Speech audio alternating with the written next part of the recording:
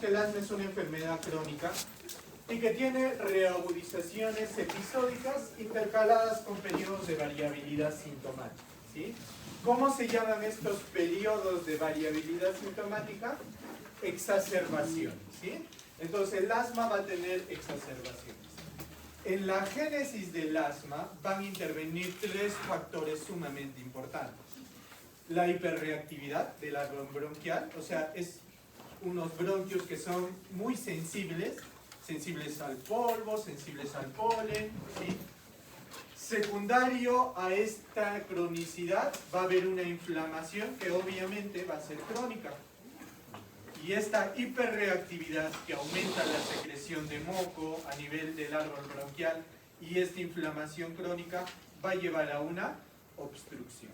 Y todo esto me va a provocar una limitación que es variable al flujo aéreo y es la causa de los síntomas, ¿no? Que son tos, disnea, opresión torácica y sibilancia, ¿sí? Y para lo que hemos estado en la práctica de ahora hace un ratito, esto es igualito ¿a qué?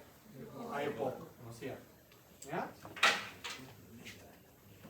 Muy bien.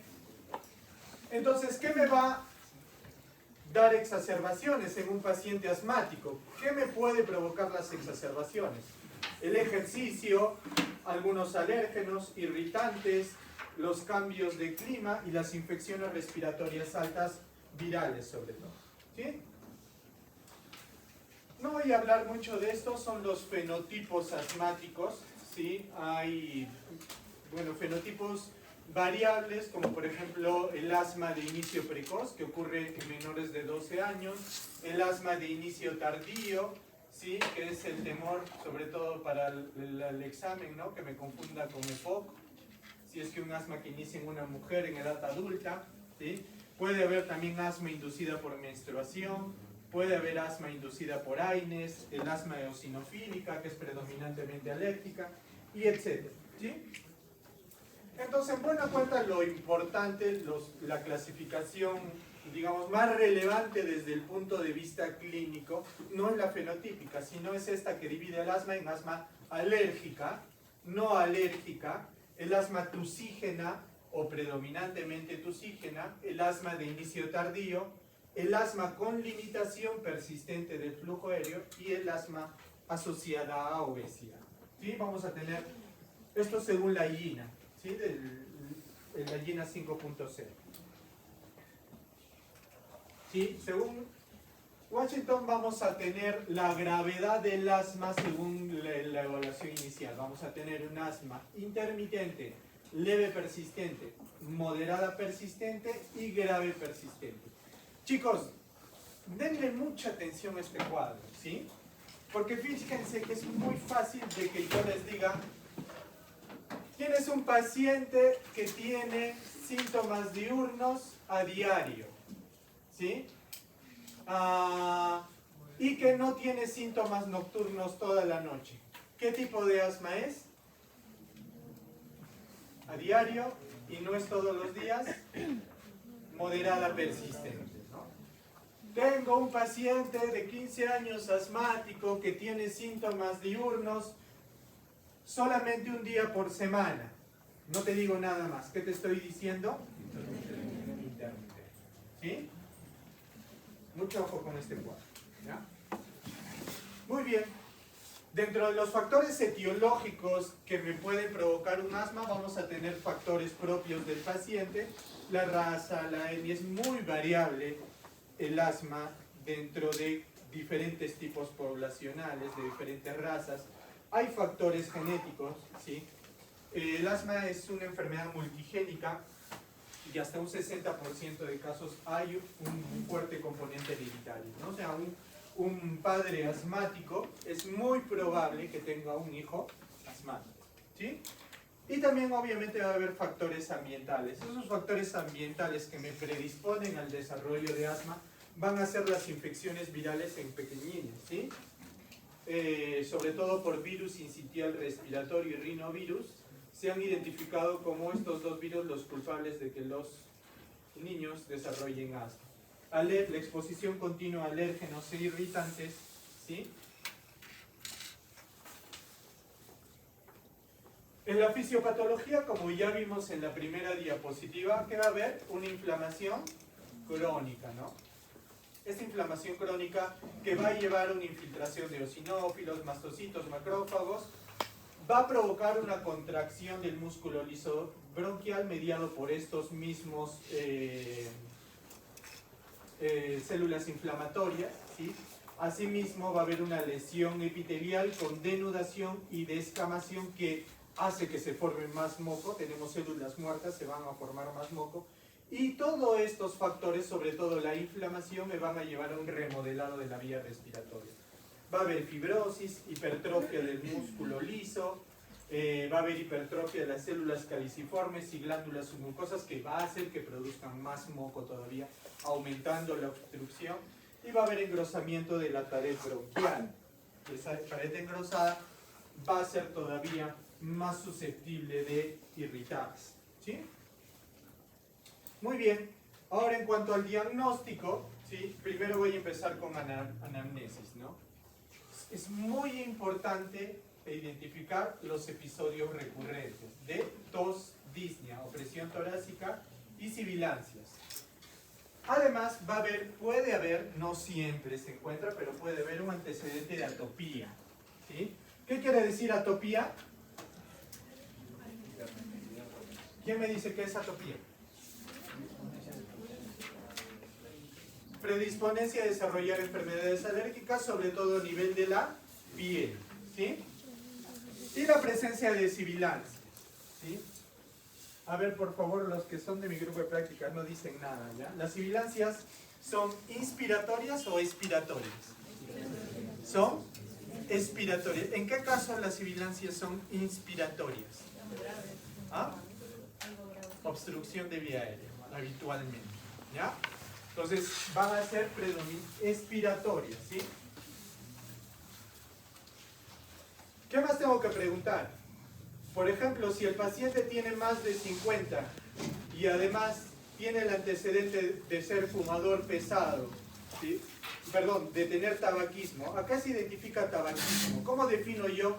Por ejemplo, yo puedo decir, doctor, yo me voy todos los fines de semana y me fumo un cigarrito. ¿Soy fumador?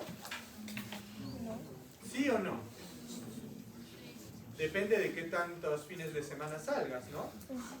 Porque para ser fumador necesitas fumar 20 paquetes al año, ¿sí? 20 paquetes de cigarrillos al año, ¿ya? Si tienes un paciente así, ¿pensarás en asma? 50 años fumador, ¿pensarás en asma? No, no. Esto me orienta más a pensar en una EPOC, no en un asma. Muy bien. En el examen físico, bueno, nuevamente, ojo, ¿por qué le he puesto en anamnesis la sibilancia? Si es un signo. Porque también puede ser un síntoma, ¿no? El paciente que viene te dice, doctor, me silba el pecho cuando respiro. ¿Eso qué es? Un síntoma, ¿no? El paciente está refiriendo a algo. ¿Cómo lo confirmo? Con mi estetoscopio, ¿no es cierto? En mi estetoscopio escucho los pulmones, escucho sibilancias. También va a haber una fase expiratoria prolongada y los signos de atopía, eczema, rinitis y la presencia de pólipos nasales, ¿sí?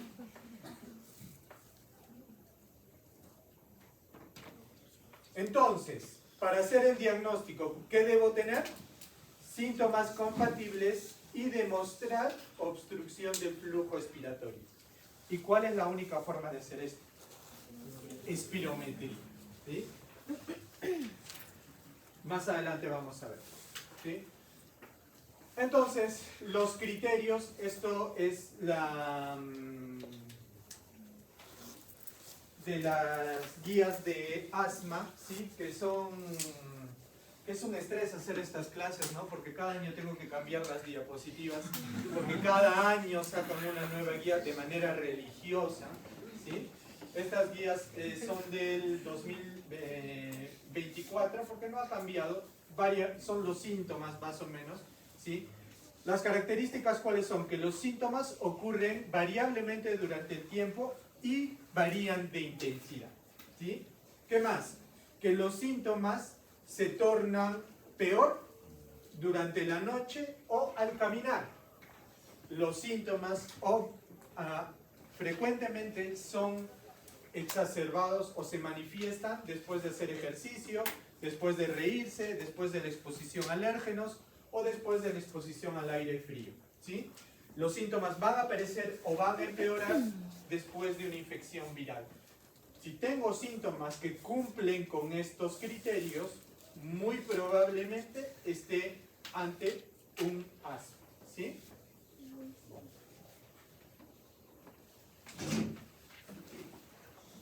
Ahora, ¿qué más voy a tener? ¿Sí? ¿Qué más voy a tener? Voy a tener producción crónica de esputo, dificultad para respirar asociada a mareos, aturdimiento y hormigueo, dolor torácico y disnea inducida por ejercicio con inspiración ruidosa, ¿sí? Cuando tenga estas cositas que ven acá, ¿sí? Producción crónica de esputo, dificultad para respirar asociada a mareos, dolor torácico, disnea, piensen en otra cosa. No es asma, ¿sí? Cuando tengan estas cositas del cuadro azul, piensen en un diagnóstico diferencial porque el asma no se manifiesta así. Muy bien, ahora vamos a ver lo de la espirometría, ¿sí? Se los voy a hacer lo más entendible para ahorrarles el estrés de estar leyendo esto, ¿sí? Recordemos el índice de Tifenot. El índice de Tifenot no es nada más que dividir el volumen expiratorio forzado al primer segundo. ¿Qué es el volumen expiratorio forzado al primer segundo? ¿Ya? Cuando les vayan a hacer su espirometría, su primera espirometría, ¿sí? Les va a decir, toma todo el aire que puedas.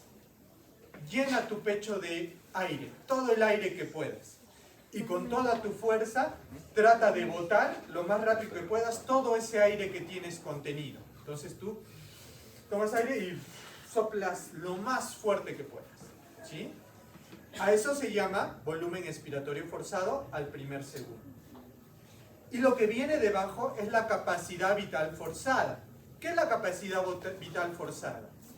Es la suma del volumen tidal. ¿Qué es el volumen tidal? O volumen corriente. Es el aire que yo inspiro y expiro. Ahorita, ¿qué están haciendo ustedes? ¿No? Están respirando, ¿no? Más el volumen de reserva inspiratoria. ¿Qué es el volumen de reserva inspiratoria? ¿Sí? Es, por ejemplo, cuando vemos a la chica que nos gusta, ¿qué hacemos? Para hacer mi suspiro, ¿yo qué utilizo? Mi volumen de reserva inspiratoria, ¿no? Y cuando les dicen algo que no les gusta y hacen, ¿no? Ese es su volumen de reserva expiratoria. Entonces, si se dan un poco cuenta, la capacidad vital forzada, que es el volumen de reserva inspiratorio, el volumen corriente y el volumen de reserva inspiratorio, es casi similar a tomar aire y botar. Por ende, el índice de Tifenot en una persona normal debería ser igual a 1. O sea, es porque es lo mismo, ¿sí? ¿Qué ocurre en el paciente con alguna obstrucción? El paciente con alguna obstrucción no puede eliminar ese aire. Toma aire, pero luego no puede botarlo. ¿Por qué no puede botarlo? Porque está obstruida la vía aérea. Entonces, ¿qué es lo que disminuye? El volumen expiratorio forzado. Y si baja el volumen expiratorio forzado, por tanto, ¿qué va a pasar con el índice de Tifenot? Va a bajar, va a disminuir. Y eso es lo que ocurre en los pacientes con asma, ¿sí? Tienen un volumen, ¿sí? Tienen un volumen expiratorio forzado disminuido. ¿Cuánto? Habitualmente menor a 0.7, ¿sí? Pero doctor, eso también tiene el EPOC. Efectivamente, también tiene el EPOC lo mismo, exactamente igual. ¿Cuál es la diferencia? Que tú le aplicas un test de broncodilatación. Ese test de broncodilatación consiste en aplicar 400 microgramos de salbutamol. ¿Ya? 400 microgramos de salbutamol.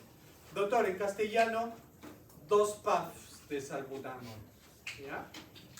Y luego esperas unos minutos, ¿sí? De 10 a 15 minutos, y le vuelves a repetir el procedimiento. ¿Sí? Si el paciente mejora, ¿qué es? Asma. Si el paciente no mejora, ¿qué es? EPOC.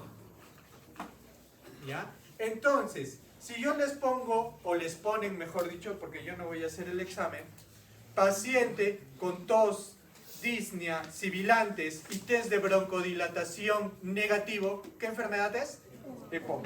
Si les dicen paciente con tos, disnea, sibilantes y test de broncodilatación positivo, ¿qué te están diciendo? Asma. Fácil, ¿no es cierto? Muy bien. ¿Ya? No los quiero complicar mucho, pero las guías dicen que en zonas como el Perú, donde no es tan fácil acceder a una espirometría, podemos utilizar solamente el PEF. ¿Ya? Hay unas maquinitas, que es como un tubo, que tú solamente soplas. Soplas y se mueve una flechita hasta determinado punto. ¿Sí? Eso mides y con eso también podemos hacer indirectamente el diagnóstico. ¿Sí? Indirectamente el diagnóstico. Pero habitualmente lo ideal y lo que les van a preguntar es el tema de la espirometría. ¿Ya? Por favor, van a disculparme, un minuto tengo que ir a marcar a las 8. ¿Ya? Vayan leyendo cuáles son los diagnósticos diferenciales, ¿sí? De acuerdo a los síntomas. Estos son los síntomas, ¿sí? Por favor, alguien que sepa bien inglés. ¿Ya? Que les lea. Regresa al otro. Yo solo básico. Quería que lea.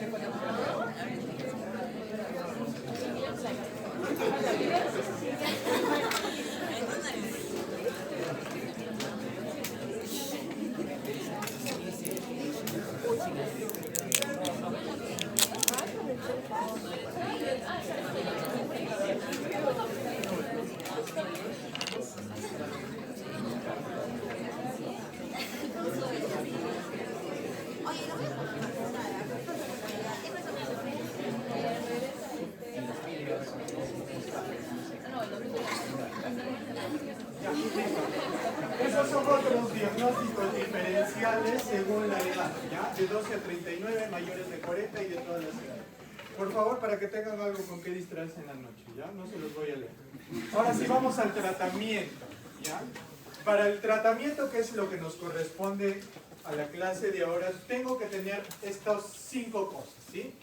Lo primero, se recomienda cuando yo voy a tratar un paciente asmático, hacer un plan de acción, en el cual es un trabajo entre el paciente y su médico tratante, en el cual ¿qué van a hacer? Se van a plantear objetivos del tratamiento. Ahí es donde voy a hacer las recomendaciones, ¿no?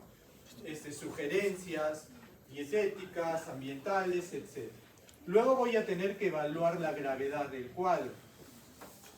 Evaluar respuesta, o sea, qué tan bien está yendo con el tratamiento, cada cuánto tiempo, cada 2 a 3 meses, y hacer un abordaje escalonado, que más adelante lo vamos a ver cómo se hace. Muy bien, ¿y cuál va a ser este objetivo? ¿No? El objetivo que yo me tengo que plantear con mi paciente. Primero, controlar los síntomas a largo plazo, ¿sí? ¿Cuáles son? Obviamente los síntomas de asma, ¿no? Los sibilantes, la tos, la sensación de falta de aire, reducir los problemas para dormir y que el paciente haga actividad física sin temor a tener una exacerbación.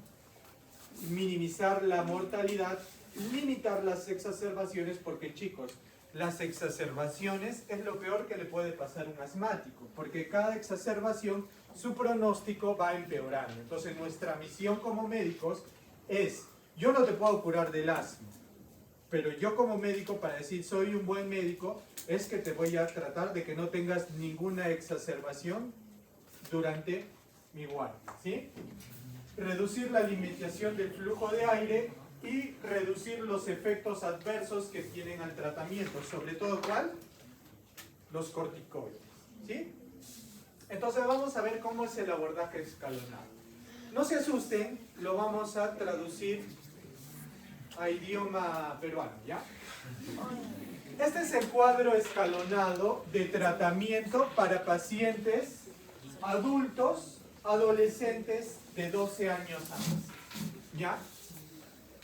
¿Qué quiere decir? Que yo tengo dos alternativas de tratamiento, ¿sí? Puedo escoger esta o puedo escoger esta. Cada una de ellas tiene pasos. La primera tiene 4 pasos y la segunda tiene 5 pasos. Lo primero que tienen que saber ustedes es de qué depende cada paso. Depende de la severidad. Obviamente, un caso leve voy a utilizar el step 1 o 2, pero un severo me iré con un step 5, ¿sí? Entonces, estos pasos van dependiendo de la severidad. ¿Cuál es el que recomienda la Gina? El track 1. Este es el que sugieren ellos, ¿sí? Que todos los pacientes adultos, adolescentes y mayores de 12 años inicien con el track 1. Ese es el ideal. ¿Cuándo se va a dar track 2? Cuando el paciente no pueda utilizar el track 1, pero que el paciente 1 esté estable. Ojo, para ti irte al track 2 es que no puedas usar el track 1, que en realidad va a ser la mayoría de sus pacientes. Porque ¿sabes qué necesitas para hacer el track 1? Plata. Entonces, pero para yo ofrecer track 2 con seguridad, 1, mi paciente tiene que estar estable. 2, tiene que estar bien comprometido con el cumplimiento. O sea, que tú lo veas y es un paciente que tú digas, sí, confío en él, yo sé que va a cumplir la medicación que yo le estoy indicando, ¿sí? Y adicionalmente a eso, que no haya tenido ninguna exacerbación durante el último año. ¿Cómo es el tratamiento del track 1? Empiezo con el paso 1 y paso 2. La diferencia del track 1 es que, como ven, tanto el paso 1 como el paso 2 utilizan la misma medicación. ¿Y cuál es esa medicación? Es dosis bajas de corticoide inhalado asociado a formoterol. Y por eso les digo que necesitan plata, porque eso no lo da ningún seguro público, ni el SIS ni el Salud, no lo dan. ¿Por qué? Porque vienen las dos, el formoterol y el corticoide inhalado en un mismo inhalador, en un mismo frasquito, ¿no? Eso es lo ideal, eso es a lo que todos los pacientes deberían literalmente aspirar, ¿ya? Pero el tema es que es caro, el tema es que no lo da ningún seguro. ¿Y cómo lo vas a dar cuando esté en un step 1 o 2? O sea, en un paciente leve, según necesidad. O sea, por ejemplo, el paciente se va a jugar el fin de semana una pichanguita, ¿qué le tienes que decir? Oye, antes de tu pichanguita, un par de puffs, ¿ya? Te da una gripe, empieza a usar el inhalador los días que estés con gripe. A eso se refiere as needed, ¿ya? Según necesidad, solo cuando lo requiera. ¿Quiere decir que un paciente leve tiene que utilizar el inhalador todos los días? No, solo según necesidad. Si tu paciente no mejora con esto, subes al siguiente escalón. ¿Se acuerdan que les dije que el tratamiento es escalonado? No mejora con esto. ¿Cada cuánto evalúo la mejoría o no? Cada 2 a 3 meses. Mi paciente no mejora, lo subo. ¿Qué le voy a dar? Le voy a dar lo mismo, pero ahora de mantenimiento. Quiere decir, todos los días. Tiene que utilizar todos los días. Mi paciente sigue sin mejorar, lo subo al paso 3. ¿Qué es el paso 3? Lo mismo, solo que le doy ya no corticoides inhalados a dosis bajas, sino corticoides a dosis medias. ¿Sí? A dosis medias. Mi paciente no mejora, me voy al paso 5 y es un paciente severo. Le agrego un LAMA. ¿Qué es el LAMA? Antimuscarínico de acción larga. ¿Cuál es el que les dije que debían aprender? Acuérdate, tío viejo largo, tiotropio, bromuro de tiotropio. Ese es el LAMA que nosotros tenemos más disponible. ¿Qué más tengo que hacer? Tengo que ver si es que no tiene algún fenotipo particular mi paciente, por ejemplo un asma alérgica, que por eso no me está respondiendo bien al tratamiento. No tengo que ponerme a pensar en eso. Y además tengo que considerar ya dosis altas de corticoide inhalado asociado al formoterol y luego le daré la terapia biológica que más adelante vamos a ver. Esto es la terapia biológica, ¿sí? Por ejemplo, podré utilizar Montelukast si estoy entre un asma alérgica, ¿no? Ahora, el track 2, que es el que la mayoría de peruanos vamos a terminar, ¿sí? ¿En qué consiste? ¿Sí? Consiste en que en el paso 1 tú le des un corticoide inhalado a dosis bajas cada vez que el paciente necesite el SABA. ¿Qué es SABA? Salbutamol. Cada vez que tu paciente necesite, o sea, en buena cuenta, si tu paciente va a irse a una pichanga el fin de semana, ¿qué le tienes que decir? Oye, date 2 puffs de tu salbutamol, ¿sí? ¿Qué es tú? ¿El salbutamol qué es? SABA, porque es de acción. Y aparte de eso, también usa tú, el más barato, tu beclometasona, ¿no? Tu beclometasona, 1 o 2 puffs. Más adelante vamos a ver, les voy a poner un cuadro para que vean cuánto es la dosis baja, la dosis media y la dosis alta de corticoides. No se preocupen, ¿sí? Si tu paciente con eso no mejora, te pasas al paso 2. ¿Cuál es el paso 2? Dosis bajas de corticoide inhalado de mantenimiento. O sea, tiene que utilizar su beclometasona todos los días. Doctor, ¿sin salbutamol? Sin salbutamol. Solamente el corticoide inhalado dosis bajas todos los días. Si no mejora, pasas al paso 3. ¿Qué le vas a dar en el paso 3? Va a seguir con sus dosis bajas de corticoide inhalado, pero le vas a agregar un LABA. ¿Cuál es el LABA que debemos conocer? ¿El más baratito? El salmeterol. ¿Sí? El salmeterol. ¿Pero cuál es el mejor? Este de aquí, el formoterol. Si no mejora con esas dosis bajas de corticoide y LABA, ¿a qué lo paso? A dosis medias o altas de corticoide más un LABA. Si no mejora con eso, le agrego un LAMA. O sea, ya iría con terapia triple. Un corticoide a dosis media alta, un LABA que es el salmeterol y un LAMA que es el tiotropio, el bromuro de tiotropio. ¿Sí? Y lo mismo que en el anterior, veo los fenotipos, ¿ya? Y aquí en la parte inferior están otras opciones terapéuticas que las vamos a ver más adelante. ¿Sí? Esto es lo mismo. Ojo, chicos, esto es lo mismo, pero en pequeñines. ¿Sí? Niños de 6 a 11 años solo va a haber un track nada más. ¿Sí?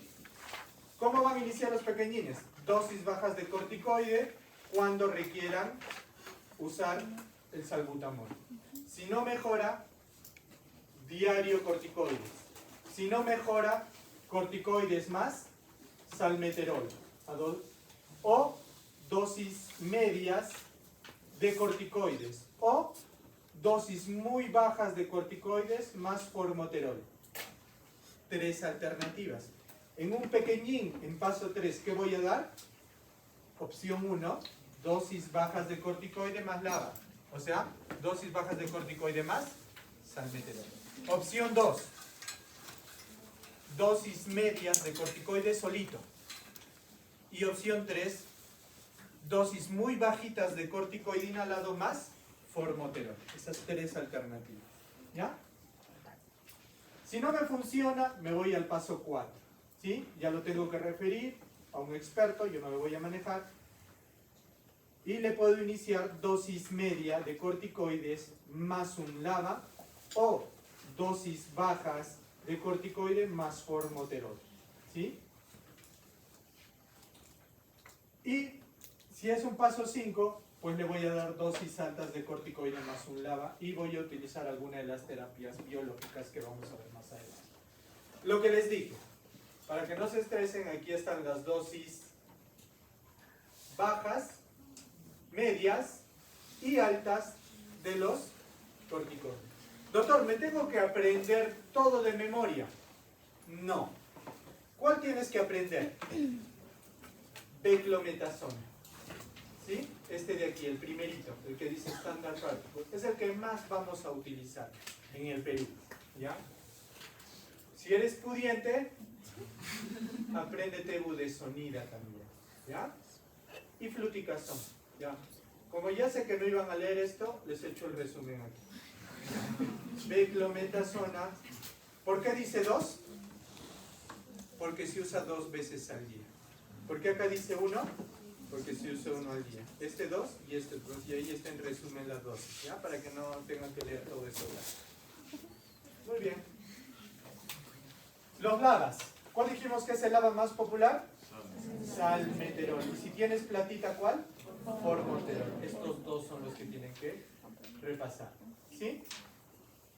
Los broncodilatadores de acción rápida, los SABAs. ¿Cuál es el que tenemos que aprender? Salbutamol. Y los de acción prolongada, bueno, están aquí. Estos de acá, salbutamol con bromuro de hipatropio, vienen todos en un mismo, o sea, ya viene combinado. ¿Sí? Ya viene combinado, también es una opción. O el fenoterol con bromuro hipatropio también es una combinación. ¿Sí? Los LAMAs, ¿cuál dijimos que es el principal LAMA? El tiotropio. ¿Sí? Solo escribir esto es muy complicado, ¿no? Glicopirronio, no te van a preguntar por esto. ¿Ya? Estudia y conoce bien el tiotropio. ¿Sí? Y estos de aquí son las combinables. ¿Sí? Acá tenemos la combinación de fluticasona con salmeterol. ¿Qué es esto?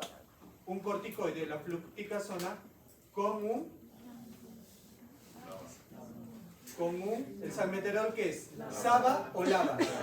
LABA. Ajá. La budesonida con el formoterol. La budesonida, ¿qué es? Un corticoide, y el formoterol es un LABA. O la combinación de mometasona, que es el corticoide, con formoterol, ¿no? Esto ya, si tienes más platita todavía, podemos utilizar esto. ¿Sí? Pero ¿cuál es el ideal? El formoterol. ¿Sí? Muy bien. Este es el ideal. Budesonida formoterol. Es, digamos, el que deberíamos propiciar. Es el del track 1. El del track 1 para el tratamiento de adultos, este es la mezcla de... ¿Se acuerdan que ahí solo les dije ICS más formoterol, ¿no es cierto? ¿Cuál es el ICS? La budesonida. Vienen todas estas presentaciones. ¿Sí? Entonces, y aquí están las dosis de cada uno de ellos. Si estás en el paso 1 o 2. ¿Por qué 1 o 2, doctor? Porque recuerda que en el track 1, el paso 1 y el paso 2 reciben el mismo tratamiento.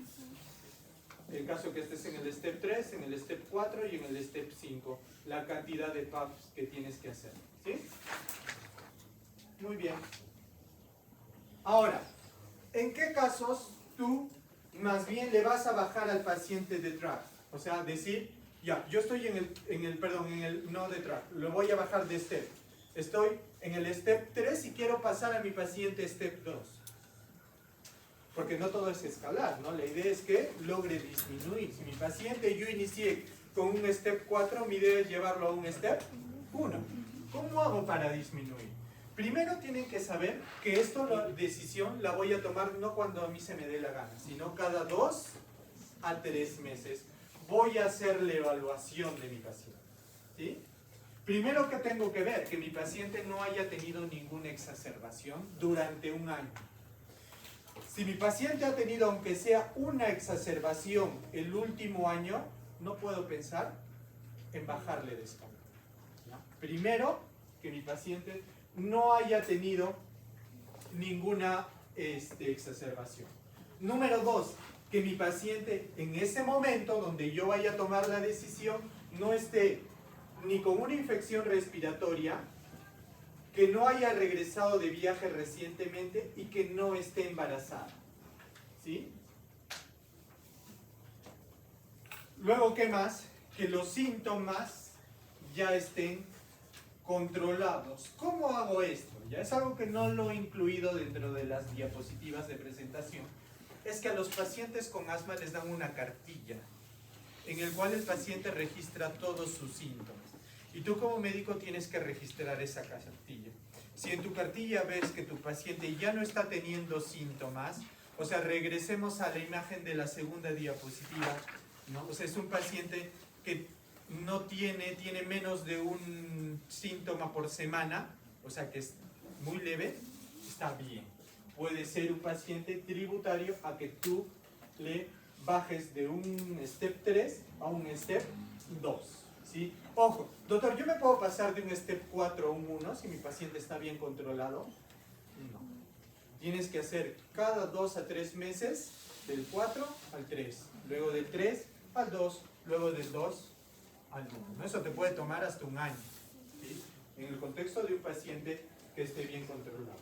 Ahora, ¿cuáles van a ser las alternativas del tratamiento? ¿Sí?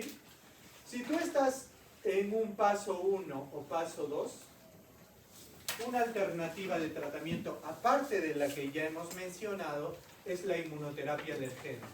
¿Sí? ¿Qué es esto? Si eres alérgico al chocolate, te ponen chocolate debajo de la lengua en dosis bajas para que te desensibilices. ¿Sí? Eso se llama inmunoterapia alérgena. Puedes utilizar. ¿Qué más?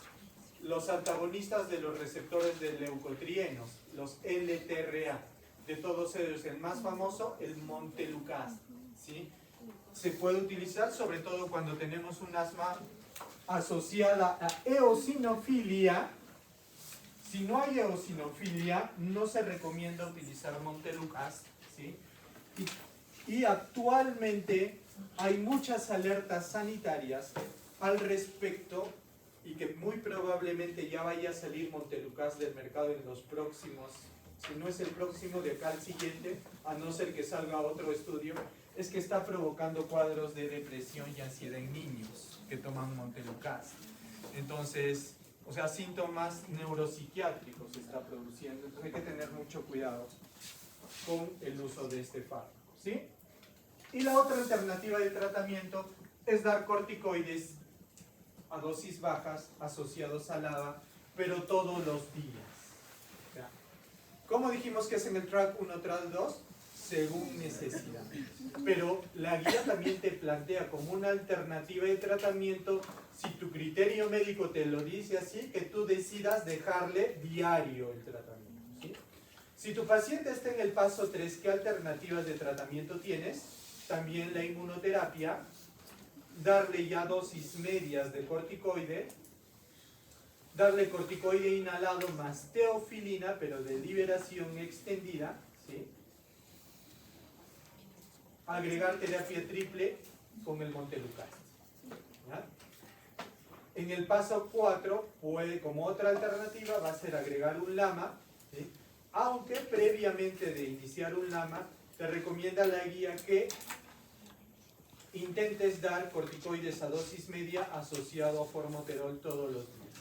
O aumentar la budesonida a 4 veces al día. ¿Cuánto era la dosis habitual la frecuencia habitual de budesonida? 2 veces al día. Dice que intentes darlo 4 veces al día a ver si es que hay mejoría. ¿Qué otras alternativas, otras terapias tenemos? ¿No? Como ya sabemos, la inmunoterapia alergénica. Los pacientes con asma tienen que recibir vacunas, ¿sí? Tienen que recibir su vacuna contra la influenza anual, tienen que recibir sus vacunas contra el COVID, incluidos los refuerzos, su vacuna contra el neumococo. Ojo, no hay suficiente evidencia, ¿sí? Te dice que evalúes el caso, pero no de manera rutinaria y obligatoria para todos los casos. Mucho ojo. Vacunas contra el virus sincitial respiratorio, ¿sí? En el caso de que haya disponible, y la vacuna de la DPT, ¿sí? Sobre todo por el tema de la... ¿Qué es la DPT? Difteria, pertussis y tétanos, ¿no? Sobre todo por la P, ¿sí? La termoplastía bronquial, esto es un tratamiento en el cual al paciente se le hace una broncoscopía, o sea, se le mete un tubo por los bronquios y se emite pulsos de radiofrecuencia. ¿Ya? Estos pulsos de radiofrecuencia, ¿para qué se dan? Para disminuir la inflamación y desensibilizar esos bronquios, para que no estén tan sensibles, ¿no? ¿Ya? La vitamina D, muy poca evidencia, algunos lo usan, hay estudios a favor, otros estudios que dicen que no tienen ninguna, no ofrecen nada diferente. La acitromicina, vaya que sí tiene estudios, sin embargo, hay que dar acitromicina por mínimo 6 meses continuos, ¿ya? Y recién se ven efectos del tratamiento a partir del 3er mes. ¿Qué dosis se proponen? Hay 2 dosis. La primera que les digo es la más recomendada, dar 500 miligramos 3 veces por semana, o sea, alternarlo, un día sí, un día no, un día sí, un día no, acitromicina 500 miligramos. O la otra alternativa, pero no está tan recomendada por la guía, es dar 250 miligramos todos los días, ¿sí? No se da con una finalidad antibiótica, se da con una finalidad inmunomoduladora. Se ha visto que la acitromicina tiene un efecto inmunomodulador en pacientes asmáticos, por eso se recomienda dar, ¿sí? Y finalmente lo que les mencioné de la terapia biológica, ¿sí? Tenemos varias terapias biológicas, la más conocida es el omalizumab, que es un antiinmunoglobulina E. Tenemos también el mepolizumab, el benralizumab y el retislumab, que son antiinterleucina 5, el dupilumab, que también se utiliza para asma, que es un antiinterleucina 4, y el tcpilumab, que es un anti-TSLP. Esto ya se utiliza solamente para casos refractarios, o en esos casos en que tú ya has llegado al step 5 y a pesar del tratamiento no hay mejoría, podemos utilizar estos tratamientos, ¿sí? Intervenciones no farmacológicas, ¿sí? Dejar de fumar. Entonces, si tú tienes un niño asmático y el papá fuma, le tienes que decir a la mamá que cambie de papá, ¿no es cierto? Porque si sigue fumando el papá, ese niño jamás se va a curar de ese asma, ¿sí? Y también evitar la exposición al humo.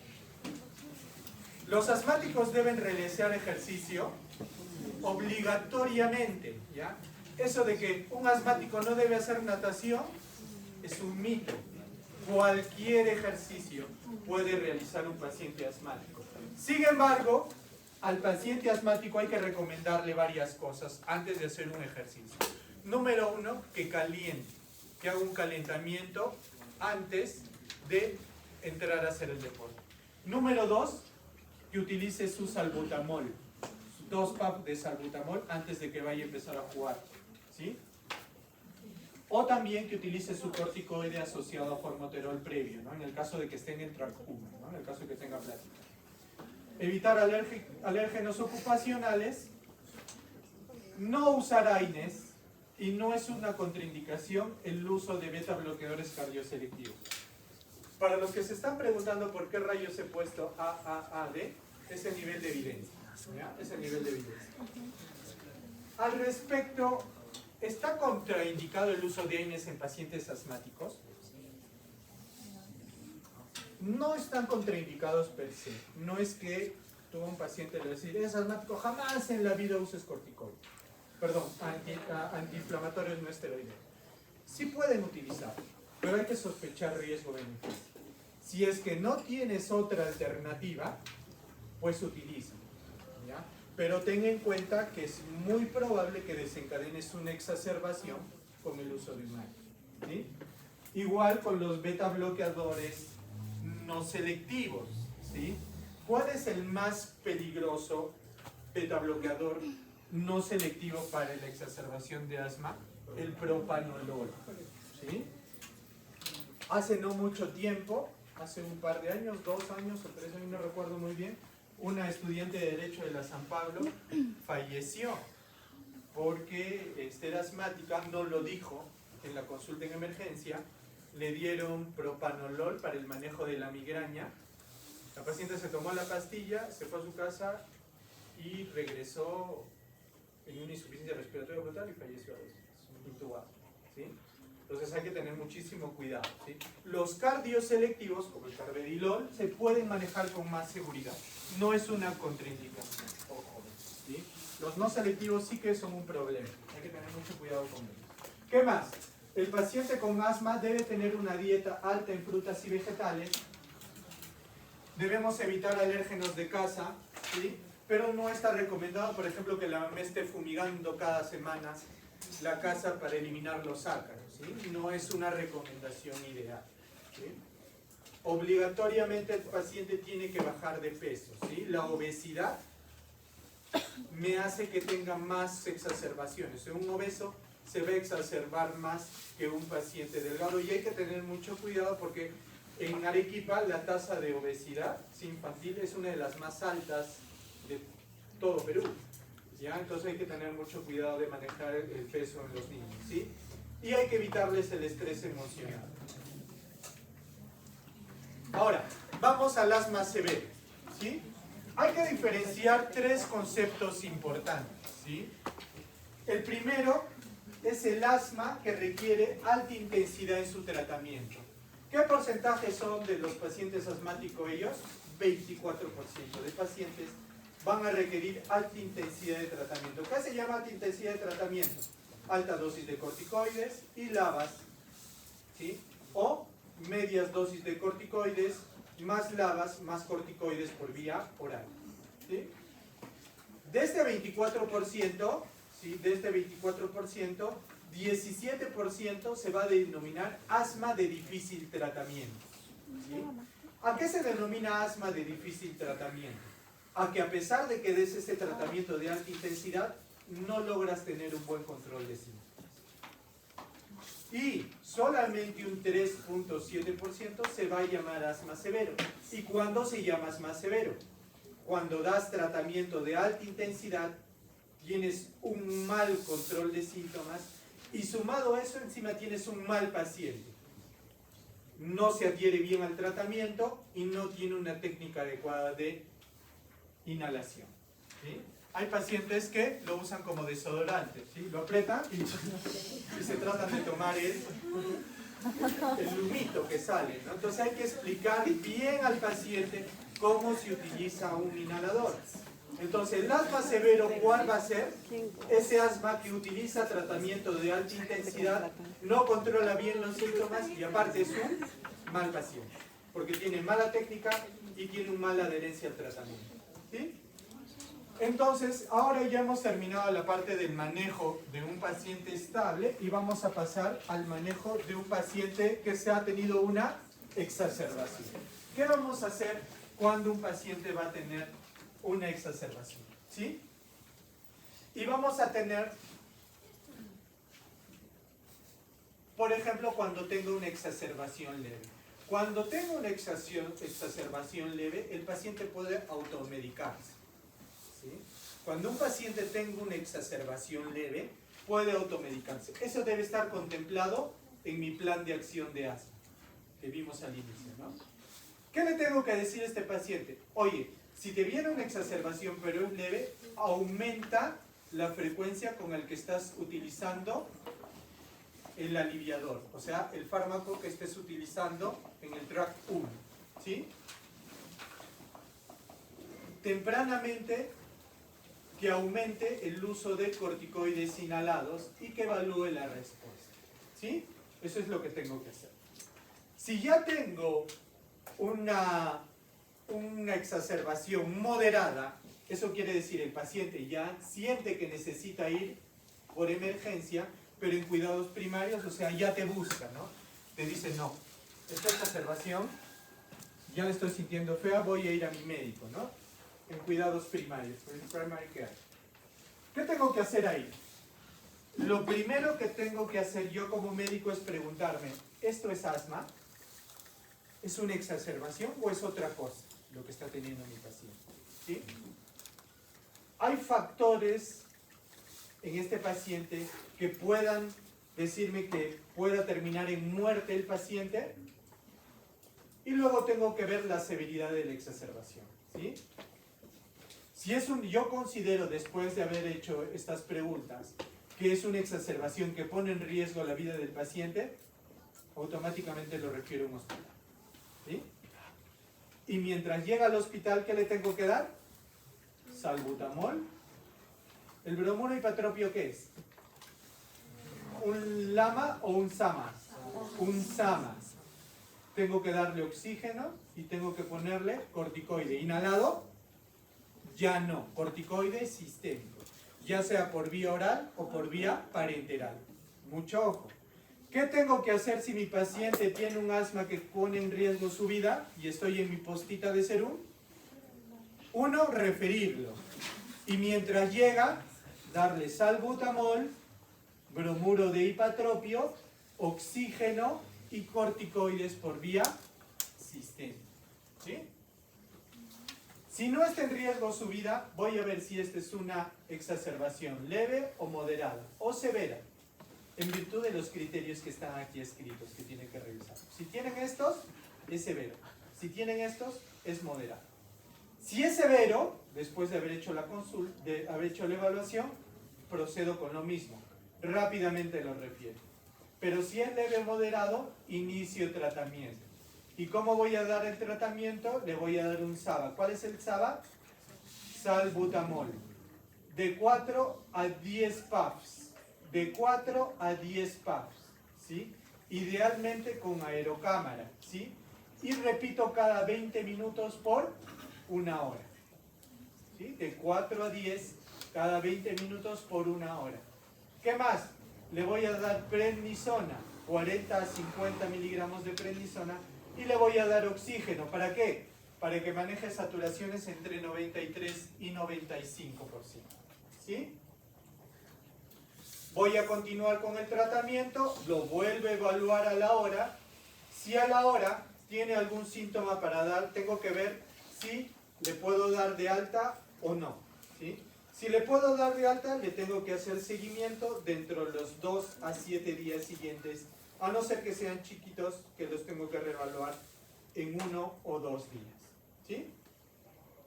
Ahora, ya una vez que estoy en un hospital, ya sea que primero llegó el paciente a mi cuidado primario, a mi posta, y yo lo referí, o el paciente se sintió tan mal que se fue de frente al hospital, ¿qué es lo que tengo que hacer en todo hospital ante una emergencia?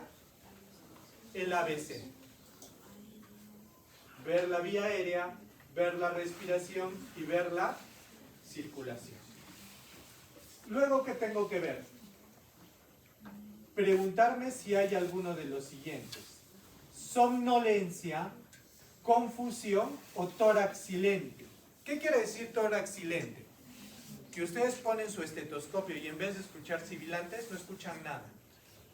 Escuchan como que un silencio, un murmullo vesicular que pasa con suma dificultad. ¿Sí? Lo que tiene que hacer en ese momento es gritar, ¿ya? Porque ese paciente está al borde de entrar en una paro respiratoria. Si tiene esto, inmediatamente consulta UCI. Inicias SABA, de preferencia nebulizados, le das oxígeno y lo preparas para intubación. Así de grave es tener un tórax silente, ¿ya? Si no tiene ninguno de estos tres, si no está somnoliente, si no está confuso y no tiene un tórax silente, voy a pasarlo a triaje, ¿sí? Y voy a evaluar si esto es severo o leve o moderado. ¿En virtud de qué? De estos síntomas clínicos, ¿sí? De estos síntomas clínicos. Si es una exacerbación leve o moderada, ¿qué voy a darle? Salbutamol, bromuro de hipatropio, oxígeno y corticoides por vía oral. Pero si es severo, ¿qué le voy a dar? Salbutamol, bromuro de hipatropio, oxígeno, corticoides por vía oral y ya voy a considerar endovenosos. Voy a considerar darle magnesio por vía endovenosa. Ojo, el magnesio me ayuda a broncodilatar también. Y considerar dosis altas de corticoides inhalados. Si durante este periodo el paciente desarrolla algo de esto, lo mando a UCI para que lo intuba. Y si no, en el caso de que sea algo leve o moderado, evalúo cada hora. Cada hora voy evaluando mi paciente. Cada hora evalúo cómo está funcionando su pulmón, si el murmullo vesicular está pasando, si los sibilantes ya han disminuido. ¿Sí? Puedo utilizar el BEF1, ¿sí? Si está entre 60 a 80%, puedo decir que es severo. Puedo pensar en darle de alta con tratamiento, que más adelante vamos a ver. Pero si tiene menor de 60, es severo, tengo que continuar con mi paciente en observación inmune. Pero si mi paciente ya lo noto que está mejor, le puedo hacer una prueba de la fuerza expiratoria, que me llega a un 60-80%, yo le puedo dar de alta. ¿Y con qué tratamiento le voy a dar de alta? Corticoides inhalados. ¿Sí? Le voy a dar corticoides inhalados. Obviamente va a tener que tomar corticoides inhalados todos los días. Le voy a tener que dar corticoides por vía oral. ¿Pero por cuánto tiempo? Por 5 a 7 días. Dosis, 40 a 50 miligramos al día. ¿Sí? Y en el caso de niños no le voy a dar 5 a 7, le voy a dar menos tiempo, 3 a 5 días. ¿Y a qué dosis? 1 a 2 miligramos por kilo al día, máximo 40 miligramos al día. ¿Qué más le voy a dar? Medicación de alivio, o sea, voy a utilizar SABAS. ¿Por cuánto tiempo? De 1 a 2 semanas. Además, tengo que evaluar factores de riesgo o algo que le haya desencadenado esa exacerbación. Tengo que hablar con la familia, ¿no? ¿Qué pasó? ¿Trajeron una nueva mascota a casa? ¿Has viajado a algún sitio? ¿Te ha dado alguna infección? Tengo que preguntar qué le puede haber provocado. ¿Qué más tengo que enseñarle? Tengo que volver a repasar con él su plan de acción, ¿no? Decirle, a ver, repasemos otra vez el plan de acción. ¿Cuál es el objetivo de tratamiento? ¿Qué vas a tomar? ¿Qué vas a usar en caso que te dé una exacerbación leve? Tienes que volver a repasar y anotar todo eso en su plan de acción, escribírselo en su plan de acción y replantear nuevamente el tratamiento. ¿Ya? Esto después de que mi paciente haya salido de la emergencia, ¿sí? Y que ya esté estable. Muy bien, eso sería todo.